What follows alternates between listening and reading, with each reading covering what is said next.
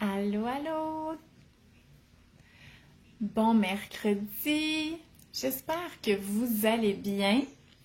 On va parler de planification des repas aujourd'hui. Ça, c'est vraiment un sujet le fun. C'est un sujet que ça fait longtemps que j'ai pas parlé, parce que l'été, bon, pas qu'on planifie moins, là, tu sais, quand même, mais on dirait un peu plus.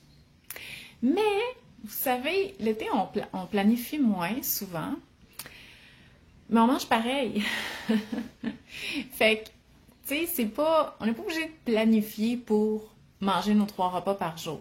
Par contre, la planification, ça va vraiment apporter beaucoup, ça va faciliter la gestion des repas de semaine, ça va enlever une charge mentale, ça va faire économiser. Surtout si on y va avec une planification qui est pas trop stricte, qui est assez flexible et tout ça.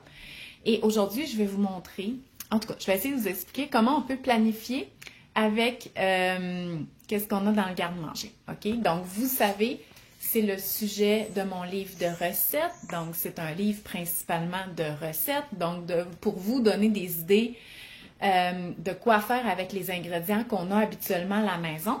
Mais aujourd'hui, qu'est-ce qu'on va parler? C'est vraiment plus dans le chapitre d'introduction. Puis, contrairement à mes 2 autres livres, c'est sûr que l'alimentation autonome du bébé, mon chapitre d'introduction était quand même assez gros parce qu'il y a beaucoup de théories. Collation maison aussi était quand même assez gros. Là, c'est 3-4 pages. Mais pour vrai, là, si vous avez mon livre, lisez-les parce que sont vraiment bien faites. Puis ça vous montre comment on peut vraiment économiser puis prévenir le gaspillage alimentaire en planifiant avec qu'est-ce qu'on a déjà. Donc, dites-moi allô, dites-moi bonjour, faites-vous un petit thé. Moi, j'ai mon livre, j'ai mon plan, j'ai mon petit thé. Donc, on va voir ça aujourd'hui. En plus, on est mercredi et je sais qu'on est comme juste dans le milieu de la semaine, puis des fois, tu sais, on est comme pas vers la fin de la semaine, mais moi, je commence déjà à penser à ma planification des prochaines semaines, de la prochaine semaine, le jeudi, OK? Donc, quand c'est les nouveaux spéciaux à l'épicerie. Mais je vais vous avouer, j'ai pas fait ça cet été. Allô, Valérie? Bon, donc, commençons. Allô, Sandra? Donc, euh, premièrement, OK? Quand on veut avoir un garde-manger, un frigo, un congélateur assez complet dans le sens qu'on veut être en mesure d'être capable de cuisiner des repas avec qu'est-ce qu'on a à la maison, il faut avoir un bon inventaire. Ça n'a pas besoin qu'il soit énorme, OK? Mais c'est d'avoir un peu de tout. Et puis ça, c'est vraiment choquant. Puis je le remarque un peu avec Jean-François qui a une garde partagée. Fait qu'il est beaucoup plus planifié, puis il fait sa planification de menu la semaine qu'il y a les enfants. Puis la semaine qu'il n'y a pas d'enfants, ben il est tout seul. Fait que c'est sûr que, tu sais, il se fait à manger tout seul. Ben souvent, il se fait à manger, c'est pas des super repas, là. Ça serait peut-être quelque chose à travailler. Mais je sais que c'est le cas aussi souvent des personnes qui ont une garde partagée. Fait que, tu sais, il vivote, là, avec qu'est-ce qu'il y a dans la semaine qu'il n'y a pas d'enfants. Sauf que là, la semaine qu'il reprend les enfants, c'est comme s'il repartait de zéro puis il n'y a plus rien. On dirait que moi, le fait d'avoir tout le temps des enfants, ben ça fait en sorte qu'il faut jamais que je manque de rien. Parce que, tu sais, on dirait que nous, on peut comme manger des toasts, puis les enfants aiment bien ça aussi. Mais en tout cas, vous comprenez ce que je veux dire. Fait que si je prends la liste des aliments de base qu'on devrait toujours avoir sous la main. En passant, je l'ai aussi sur mon site internet. Je vais vous mettre le lien là, dans les commentaires. Mais dans mon livre, là, la liste des aliments de base, pas juste dans le garde-manger, là, dans le garde-manger, dans le frigo, dans le congélateur, ben si vous avez pas mal toujours ça ou des substitutions. Par exemple, les fruits et légumes, c'est sûr qu'on en rachète à chaque semaine. Fait que, tu sais, on n'a pas nécessairement... En tout cas, moi, j'achète pas les... Tu sais, le concombre, là, quand il est à 3 piastres chaque, on souffre pendant cette semaine-là, mais j'achète pas de concombre, OK? Donc, on peut faire les substitutions. Tu sais, quand c'est plus les asperges, ben on mange d'autres choses ou on peut y aller avec des légumes congelés. Mais si vous avez pas mal tout ça, vous êtes capable de faire toutes les recettes du livre, puis vous êtes capable de cuisiner sans les recettes du livre aussi, parce que vous avez vraiment un peu de tout pour faire les recettes. Ben, vos recettes aussi, OK? Fait que, tu sais, par exemple, là, dans le garde-manger, Des vermicelles de riz. En tout cas, moi, c'est sûr, je cuisine beaucoup asiatique. Hey, allô Evelyne, c'est ma belle-sœur. Elle est en congé de maternité encore, donc c'est pour ça qu'elle m'écoute probablement. Donc, dans le garde-manger, des vermicelles de riz, des feuilles de riz, c'est pas tout le monde qui a ça, mais c'est parce qu'il y a une recette dans mon livre de rouleau de printemps, fait que j'avais pas le choix de le mettre.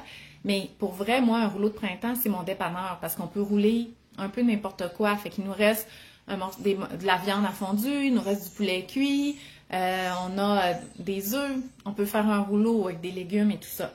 Des pâtes, bien entendu, des coquilles à tacos, si vous mangez souvent des tacos, une sorte de chapelure, donc soit de la chapelure régulière, soit du panko, soit des céréales de bébé, de la farine. Moi, j'ai tout le temps des ramen. Là. Je sais que c'est un aliment transformé. C'est pas tout le monde qui est d'accord avec ça, mais moi, j'aime ça des ramen. OK, que voulez-vous? Donc, dans les viandes et substituts... oh non, j'avais pas fini dans les produits céréaliers. Des céréales pour le déjeuner, des flocons d'avoine, du riz, du quinoa, du couscous. Habituellement, j'aime bien avoir de tout. Là, j'avais plus de quinoa depuis quelques semaines. J'en ai racheté. Donc, un peu ça. Puis ça, c'est de la garde-manger dans la section produits céréaliers. Bien entendu, dans les fruits et légumes, ben, il va y avoir les fruits secs, des compotes, des tomates en dés, soit de la sauce tomate ou du coulis, de la pâte de tomate, des oignons, des patates douces, de l'ail. Donc ça, puis il y a certains fruits qu'on met pas dans le frigo, là, des bananes, des choses comme ça. Mais c'est parce que les fruits et légumes, c'est dur pour moi de dire il vous faut des bananes. Tu sais, si vous n'en mangez pas des bananes, achetez-en pas, là. OK? Donc, dans les viandes et substituts, toujours dans le garde-manger, du thon en conserve, des légumineuses, du beurre de pinot, des lentilles sèches, puis autres, là, mettons sucre, miel, cassonade, les huiles, comme l'huile d'olive, canola, des vinaigres, bicarbonate de soude. Vous voyez, on est vraiment dans les ingrédients de base, OK? Puis, il y a la section frigo, il y a la section congélateur. Je la lirai pas toute. Encore une fois, je l'ai aussi sur mon site web, cette liste-là. Ça vaut la peine, à un moment donné, peut-être, ça va prendre une demi-journée, là, mais de faire le ménage de votre congélateur, pas nécessairement de le laver, là, si vous êtes là-dedans, go, lavez-le, mais de faire le ménage pour voir c'est quoi que vous avez, c'est quoi qui est plus bon, c'est quoi que vous avez en double, c'est quoi qu'il faut finalement racheter, puis servez-vous d'une liste comme ça. Une fois que vous allez avoir vraiment fait votre inventaire, puis si c'est difficile pour vous, vous rappelez qu'est-ce qu'il y a dans le fond du congélateur, faites une liste que vous collez sur le dessus. Même chose pour le garde-manger, même chose pour le frigo, OK? Si vous êtes capable de tout vous rappeler, c'est correct, mais juste le fait de faire l'inventaire, puis de remettre un peu les choses en ordre, puis de dire « Ah oui, c'est vrai, j'ai ça et tout ça », mais vous allez y repenser pour le mettre au menu. Fait qu'on commence là, mettons qu'on se dit « Non, moi, là, cet été, j'ai pas full planifié, puis là, il fait beau, puis c'est comme encore l'été, mais là, je veux me remettre comme à quelque chose d'un petit peu plus organisé. » Ben faites un tri, OK? Un genre de ménage, de classement de votre inventaire. Tu sais, fait que vraiment, vous allez tous savoir qu'est-ce que vous avez et en suivant la liste comme ça, vous allez pouvoir dire, OK, ben j'ai vu pas de couscous, non, ben on l'achète, puis là, vous avez tout. Donc ça, vous le faites une fois, vous pouvez le refaire à toutes les fois que ça dégénère, fait que mettons quelques fois par année. Mais quand vient le temps de planifier notre menu de la semaine, vous allez faire un inventaire express, OK? Fait que regardez qu'est-ce que vous avez, mais surtout dans le frigo. Parce que dans le frigo, c'est là qu'il y a des choses qui sont périssables et qu'il faut mettre au menu. Puis, tu sais, ça n'a pas besoin d'être il faut que je passe le poulet. OK, oui, c'est sûr, si vous avez du poulet cru, là, faites-le cuire, là, tu sais. Laissez-le pas mourir dans le frigo. Mais des fois, là, ça peut être juste une affaire qui est dans le frigo qui peut vous inspirer pour quelque chose d'autre. Par exemple, de la crème sûre. Là, vous allez voir, moi, dans mon livre, là, il n'y a pas de crème sûre. OK? Pas que j'aime pas ça, là. OK? Mais c'est parce que ça, la crème sûre, c'est le genre d'affaire que je trouve qu'on achète le plat, puis qu'on fait une recette avec, puis qu'il en reste, puis qu'après ça, on le perd. OK? Mais peut-être que vous êtes des pros de la crème sûre, puis vous mettez ça dans les muffins, puis tout ça, super. Mais moi, je la perds. Fait que dans le fond, toutes les fois qu'on aurait pris de la crème sûre dans mon livre, on est allé avec le yogourt nature. Je sais que ça goûte pas pareil, OK? Mais, comme par exemple, avec des tacos, OK? On est allé avec le yogourt nature. C'est juste que vu que le yogourt nature, on l'utilise aussi, mettons, le matin pour nos smoothies, pour nos bols déjeuner et tout ça, je trouvais qu'il était plus polyvalent. Mais vous pouvez acheter de la crème sûre si vous voulez. Mais mettons là, que vous en avez acheté finalement, puis il vous reste la moitié du pot de crème sûre. OK? Ben là, peut-être juste en le regardant, ça va vous donner l'idée de mettre des tacos au menu. ou des quesadillas ou quelque chose un peu Tex-Mex qui va se manger avec la crème sure. Fait que déjà, vous êtes orienté vers quoi manger cette semaine. Tu sais, fait que ça, puis ça, fait qu'il y a un repas qui est réfléchi, puis votre crème sure, elle va passer. Fait que tu sais, c'est un petit peu comme ça qu'on planifie avec qu'est-ce qu'on a. Fait que c'est pas nécessairement, j'ai du poisson, j'ai nanana, mais c'est comme, qu'est-ce que j'ai qu'il faut que je passe, puis ça va vous inspirer pour quelque chose. Puis après ça, vous dites, OK, on va y aller avec des tacos. Qu'est-ce que je peux mettre comme garniture dedans? J'ai de la viande hachée congelée, je vais faire dégeler ça. Et voilà, après ça, vous regardez les légumes, j'ai-tu de la salsa, tu sais, des affaires comme ça. Mais sinon, vous dites, j'ai les haricots noirs. Donc, vraiment, c'est comme ça qu'on part. Fait que regardez votre inventaire, faites un inventaire express à chaque semaine pour regarder qu'est-ce qu'il y a à mettre au menu. Un autre exemple, tu sais, moi j'ai vraiment beaucoup de patates douces. Tu sais, ils sont corrects les patates douces, non, ok, oui, c'est quelque chose qui est périssable, mais qui a quand même une longue conservation. Mais c'est parce que j'en ai 20 livres. Fait qu'à un moment donné, je ne mettrai pas les 20 livres en une fois au menu. Fait qu'il faut que j'y pense souvent. Fait qu'à chaque semaine, j'essaie de me dire, mais qu'est-ce qui m'inspire les patates douces? Qu'est-ce que j'ai envie de manger avec ça? Comme hier, c'était vraiment bizarre qu'est-ce que j'ai fait, là, mais c'était quand même bon. Je me suis dit, je pourrais faire comme des frites de patates douces, mais plates, tu sais, comme juste couper en grosses rondelles, là, puis faire comme si c'était des nachos. C'est ça que j'ai fait. J'ai passé 3 patates douces, quand même. Puis j'ai fait une garniture au tofu, style Tex-Mex. Puis on a mangé ça avec de la crème sure, puis... pas de la crème sure, là, du yogourt nature, puis de la salsa. OK? Fait que j'ai passé des patates douces. OK? Puis j'ai pas eu besoin de retourner à l'épicerie. Fait que si vous dites, mais moi, Sandra, je les ai pas ces idées-là, c'est pour ça que mon livre il a été créé, OK? Parce que c'est pour vous donner ce genre d'idées-là, pour que vous deveniez, ce soit plus facile pour vous d'apprendre à cuisiner pas de recettes. Puis la semaine passée, si vous étiez là pendant le live, j'ai fait de la pizza vide frigo. Justement, tu sais, si vous dites, hey, là, j'ai du poulet cuit, là, faut vraiment que je le mange. Pizza vide frigo, ou tacos au poulet, ou quesadilla avec du poulet dedans, OK? La section vide frigo, c'est pour passer ces affaires-là, vous savez pas quoi faire. Fait qu'avec. Donc, vraiment, voilà. Fait que fait que c'est ça. On récapitule. Anne-Marie a dit, j'ai acheté de la crème sure, je voulais du cottage. Pour vrai, c'est super bon, la crème sure, OK? Puis, tu sais, moi et Jean-François, on n'a pas vraiment les mêmes habitudes alimentaires. On mange de tout, là, puis ça, mais quand je testais mes recettes, tu sais, au mois de janvier, sa fille était comme, pourquoi qu'on n'a pas de la crème sure là-dedans? Parce que les autres sont habitués, parce que jadis, ils mangeaient 3 repas, OK? Des fajitas, fait qu'ils étaient habitués de manger de la crème sure. Puis elle dit, pourquoi on n'avait pas de la crème sure? Puis Jean-François, il dit, moi, je pense que dans ta liste du garde-manger, tu devrais avoir de la crème sure. Je suis comme, non. Achetez de la crème sure si vous voulez, mais moi, c'est le genre d'affaires que je perds tout le temps, OK? Mais effectivement, tout ce qui est Tex-Mex, ça va super bien avec la crème sure. Justement, ma belle-sœur Evelyne, elle nous a fait cet été la trempette étagée, là, dans laquelle elle a mélangé de la crème sure avec la mayonnaise. Mais en tout cas, dans le fond, il y avait de la salsa, je sais pas s'il y avait des haricots noirs, là, mais... Puis le mélange crème sure, mayo, du fromage, puis des petits légumes, là, il y avait des poivrons. Hey, les enfants, mais tu on avait beaucoup d'enfants. On avait quoi? 6 enfants. Il y en avait-tu d'autres? Oui, je pense qu'il y avait d'autres cousins. En tout cas, fait que ça a passé, là, cette affaire-là, c'était super bon, mais tu sais, c'est ça. Moi, ça aurait pu faire de la yogourt nature. Bref, c'est pas une vidéo sur la crème sure, là, faut que je change de sujet. OK, on récapitule. Vous avez fait un bon inventaire, vous savez qu'est-ce que vous avez, puis vous savez que vous avez quand même une belle variété d'aliments en basant sur la liste. À chaque semaine, vous faites un petit inventaire express de qu'est-ce que vous voulez passer, puis c'est à partir de ça que vous allez mettre ça au menu. Là, comment planifier le menu de la semaine? Ça, je pourrais vous en parler pendant 1 heure, mais c'est ça, c'est que là, mettons, vous dites, OK, quesadilla, à la viande hachée plus crème sure. Fait que là, vous faites un plan des repas.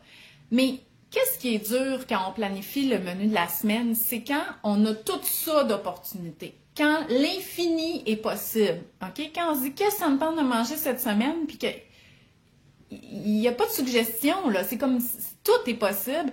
Vous ne serez jamais capable, OK, de planifier quelque chose parce qu'il y a trop de choix. Fait que c'est pour ça que quand vous regardez dans votre garde-manger ou dans votre frigo, vous dites, je veux passer ça, ça, ça, ben là, on restreint les choix, fait que c'est plus facile de prendre des décisions. Puis là, c'est le temps de mettre au menu, oui, les choses qu'il faut passer. Tu sais, mettons, vous avez de la viande congelée, ça fait un méchant bout, ben là, mettez-la au menu, là, parce que la garder au cas où, ben peut-être qu'un jour, elle va goûter le congélateur, OK? Fait que, dites, ah, j'ai du poulet congelé, je vais le dégeler. Moi, j'ai une dinde dans le congélateur, là, ça fait probablement un an. Elle est encore bonne, OK? J'ai un gros congélateur, tout ça, là. Mais ça serait le temps que je la mette au menu, là, tu sais, parce que on s'entend, tu fais pas dégeler ça le mardi soir pour la manger pour souper, là. Fait que, tu sais, il faut que je la planifie. Fait que je pourrais très bien dire, OK, ben je mets ma dinde, là, je la dégèle, puis cette semaine, je mange la dinde, puis je vais recongeler de la viande une fois cuite, puis comme ça, je vais avoir de la viande congelée pour pouvoir faire des sautés, puis des choses comme ça. Fait que regardez qu'est-ce que vous avez, puis mettez ça au menu. Mon poulet congelé, ma viande hachée pour les tacos qui va passer aussi ma crème sûre. Hey, j'ai vraiment trop de cannes de thon, là, tu sais, ça suffit, là, la réserve, là, OK? Fait que je vais passer 2 cannes de thon, je vais manger des pâtes au thon. Tu sais, c'est comme ça que vous faites votre plan. Parce que sinon, c'est trop difficile. Vous pouvez regarder les spéciaux aussi. En fait, je vous encourage à regarder les spéciaux. Mais moi, je vous le dis, c'est comme la deuxième étape. Partez d'abord de qu'est-ce que vous avez. OK? Écrivez ça. Après ça, regardez les spéciaux. Qu'est-ce qui est en spécial cette semaine? Ah, ben là, je les ai pas regardés là, pour les spéciaux qui commencent demain, mais mettons que c'est tel type de viande. Ah, enfin, les cannes de thon à 1$, ok, cool. Les légumineuses, moi j'ai hâte que les légumineuses viennent à 1$, là, je vous le dis, parce que je vais en acheter beaucoup, beaucoup, beaucoup. Donc, vous regardez ça, mais il y a des semaines qu'il n'y en a pas de spécial, ok? C'est pour ça que juste se baser sur les spéciaux, c'est pas tout le temps optimisé. OK, parce qu'il y a des semaines qu'il n'y a pas de spéciaux, puis tout dépendamment de la journée puis l'heure que vous faites l'épicerie, genre le dimanche après-midi, ça se peut qu'il n'y ait plus le poulet en spécial, OK, parce qu'il est tout parti, puis ils en ont plus, puis ils vont en recevoir demain. Mais là, vous êtes là, fait que là, vous voulez manger du poulet, mais il n'y en a pas, OK? Fait que mon truc avec les spéciaux, c'est que vous allez les acheter, mais pour vous faire une mini-réserve. J'ai bien dit une mini-réserve, on stocke pas pour le confinement, malgré que ça l'aurait été... Tu sais, des fois, on niaisait, là, ma belle-mère. Ah, toi, là, s'il y a une pandémie, ou je sais pas si on disait ce mot-là, tu peux manger pendant des mois. Ben, moi, finalement, je l'aurais envié, cette réserve-là, là, pendant le confinement. En 2020. OK? J'y pense encore. D'accord? Fait que je vous demande pas de vous constituer une réserve comme ça. OK? Mais les spéciaux, ils reviennent aux 4 à 6 semaines.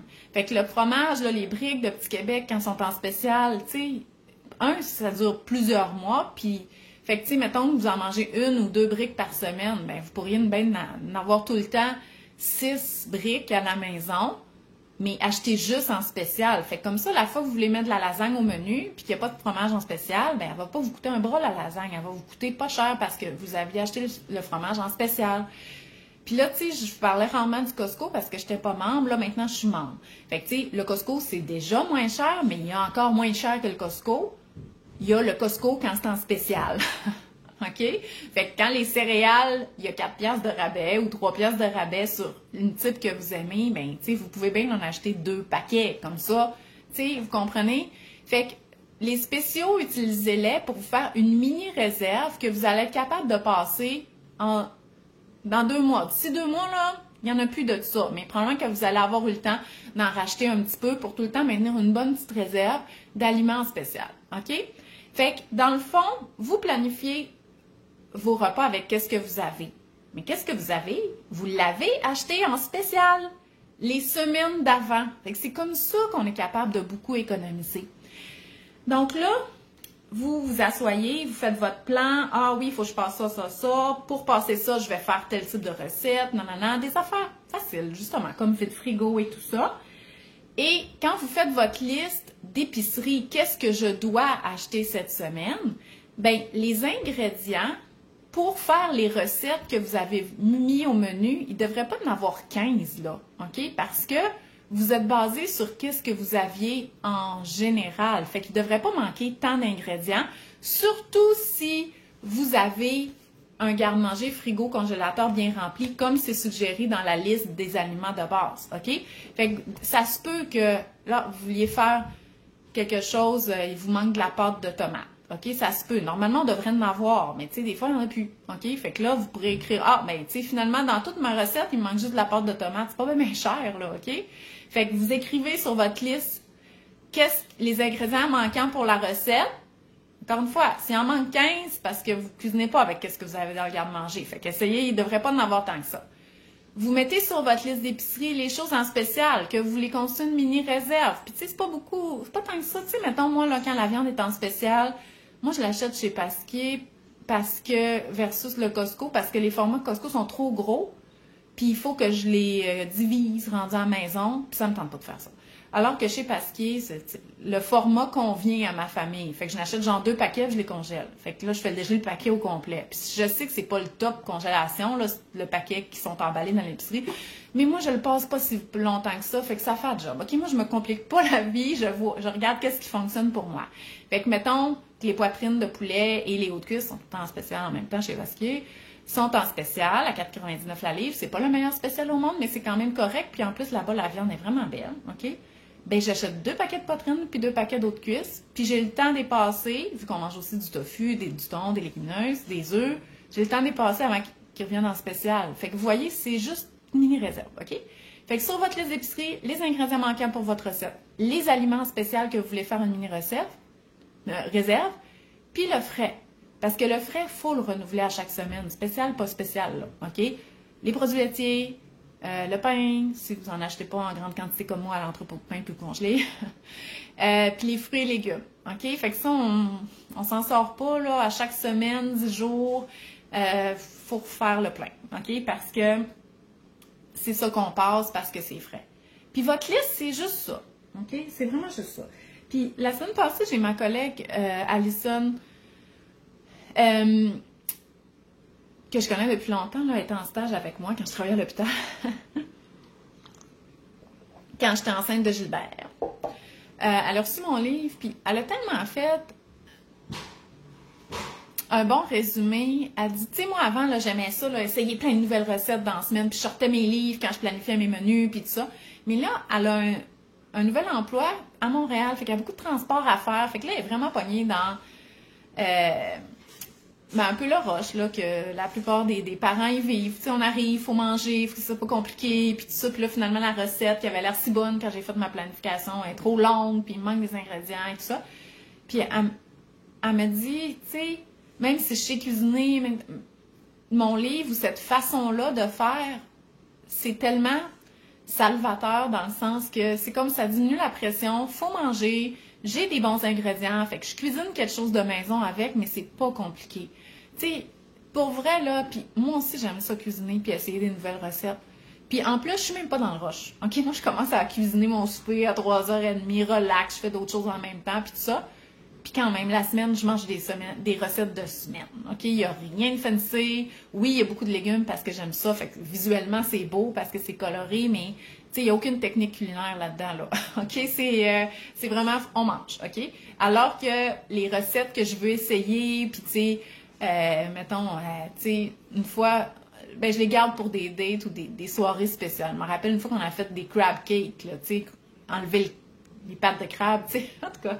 Ça a l'air complètement fou juste de penser qu'on pourrait faire ça la semaine. On n'a pas fait ça, on a fait ça la fin de semaine, juste nous deux, mais pour nourrir plusieurs enfants. Sauf que moi, je me rappelle quand j'avais juste un enfant, OK? Puis sans me mettre de pression, tu sais, vu que j'aimais beaucoup cuisiner, je me faisais des patentes de même compliquées, de même en pleine semaine, tu sais. Puis là, vu qu'il y a eu tellement d'enfants après ça, tu dis, OK, non, ça marche pas. Mais, tu sais, moi, je m'adresse peut-être à des personnes qui se mettent cette pression-là, mais de façon involontaire. Plus dire, ben oui, moi j'aime ça cuisiner, ça me fait du bien. C'est correct, là, c'est parfait. C'est juste que, tu sais, quand on a maintenu un standard tellement élevé de repas, tu sais, vraiment comme hot, là, mais c'est sûr qu'on trouve ça poche, là, la pizza vide frigo, là, avec de la sauce barbecue puis notre reste de poulet, c'est sûr. Puis le plat de crudité à côté, c'est sûr. C'est pas digne d'un restaurant, mais ça fait la job, OK? Ça fait 100% la job. Donc, voilà. Fait que c'est ça. Fait que je répète, OK? On se fait un gros inventaire, ménage, garde-manger, frigo, congélateur pour savoir qu'est-ce qu'on a. Ça, on le fait une fois, mettons par saison ou par 2 saisons, OK? Après ça, chaque semaine, on regarde qu'est-ce qu'on a puis qu'est-ce qu'il faut passer, puis c'est à partir de ça qu'on fait notre menu de la semaine. Ensuite, on regarde les spéciaux. On met les choses en spécial qu'il ne faut pas manquer, puis il faut stocker. Puis tu sais, des fois, là, on peut même stocker des affaires dépanneurs, là, style des croquettes de poulet OK?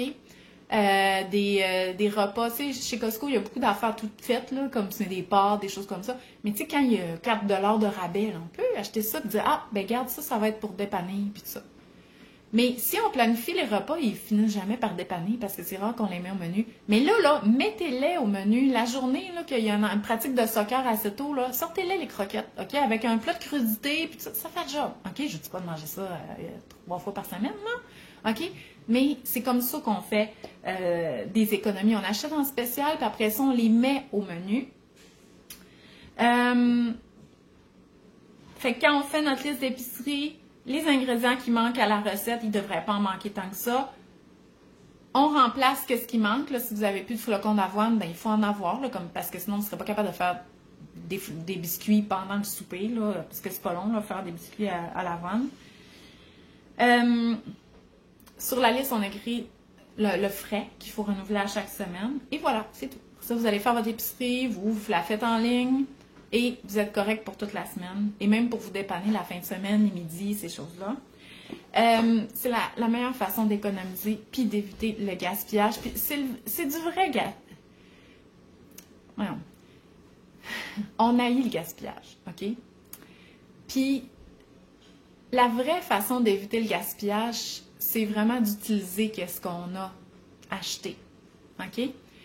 Puis là, hey, je veux même pas que ça ait l'air négatif, là, mon affaire, parce que ça ne l'est pas, mais j'ai vu énormément passer depuis l'été quoi faire avec ces queues de fraises, OK? Puis là, j'étais comme, hey, les pauvres queues de fraises, on peut-tu les laisser tranquilles, tu sais? Fait que, parce que je comprenais pas c'était quoi l'affaire avec les queues de fraises. Puis c'est tout le temps comme des recettes anti-gaspillage, là, mais j'étais comme, OK. Parce que nous autres, nos queues de fraises, ça ressemble juste à ça. Parce qu'on bouffe la fraise au complet. Fait que je comprenais pas pourquoi fallait supposément anti-gaspillage. Pourquoi qu'on les laissait pas tranquilles? Ils n'ont plus rien à donner. Mais là, j'ai vu dans les recettes anti-gaspillage que finalement, le monde, ils ont l'air à couper la fraise à moitié puis laisser la moitié de la fraise après la queue. Fait que c'est pour ça qu'ils font comme des sirops de queue de fraise. C'est parce qu'il reste la moitié du fruit après. Mais, écoutez, moi, je vous le dis, là, sentez-vous pas mal de ne pas faire de sirop de queue de fraise, là. Mais assurez-vous que qu'est-ce que vous avez acheté la semaine passée, finisse pas dans le compost. Parce que, tu sais, c'est ça le vrai anti-gaspillage. Mettez au menu qu'est-ce que vous avez acheté. Sinon, congelez-les. Si ça se congèle, là, congelez-les. Même si tu dis, ah, je peux-tu vraiment congeler ça? Mais peut-être que dans un potage ou peut-être que dans un smoothie, ça va être correct, OK? Puis ça ne vous demandera pas de faire une recette supplémentaire. Puis mangez vos fraises. Regardez, tu sais, on mange un petit bout de dur, là, il est bon aussi. Donc voilà. Fait que c'est ça que je voulais vous dire. J'espère que ça vous a intéressé, tout ça, que ça vous aide un peu à revoir un petit peu la planification des repas. Moi, c'est comme ça, en tout cas, que je fonctionne là, depuis des années. C'est ça qui m'a permis aussi de cuisiner comme pas de recette.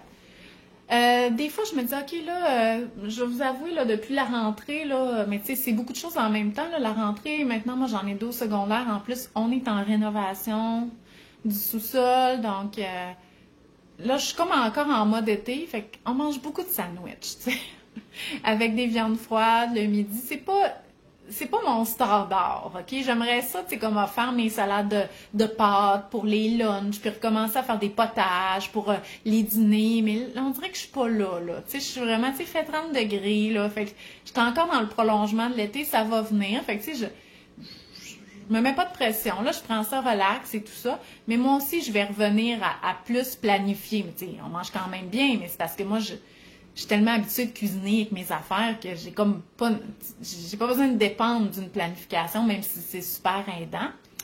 Mais je vais m'y remettre, OK? Parce que moi aussi, j'aime ça, essayer des nouvelles recettes et tout ça. Puis, tu sais, en planifiant, c'est un peu la seule façon qu'on peut le faire. Donc, voilà. Oui, Christine. Mais en fait, Christine, là, c'est que planifier les repas, tu sais, oui, il faut s'asseoir, puis il faut réfléchir, puis regarder qu'est-ce qu'on a, mais tu sais, si ça prend plus que 20 minutes, là, c'est probablement voué à l'échec. c'est parce que tu fais ça trop compliqué. OK? Garde ça en tête, là. Fait que, tu sais, peut-être en te disant, regarde, c'est 15-20 minutes, là, puis déjà, je vais déjà avoir un plan, je sais où est-ce que je m'en vais pour la semaine. Ça va déjà t'aider. Puis après ça, si tu veux monter un step de plus, ben tu pourras le faire. Donc voilà, fait qu'on se revoit la semaine prochaine. Aussi, pour mes mamans qui ont des petits bébés, OK, entre 4 et 6 mois, le 1er octobre, ça va être mon atelier DME en direct. Donc, si vous n'avez pas accès à un atelier en présentiel près de chez vous ou que vous aimez mieux l'avoir en ligne, donc on a l'enregistrement aussi, là, c'est en direct, mais après ça, on a l'enregistrement. Ben, c'est le 1er octobre. Je vais vous mettre le lien là, dans les commentaires pour pouvoir vous inscrire. Donc, manquez pas ça parce que c'est le moment de prendre toute l'information sur l'introduction des aliments, comment faire la DME.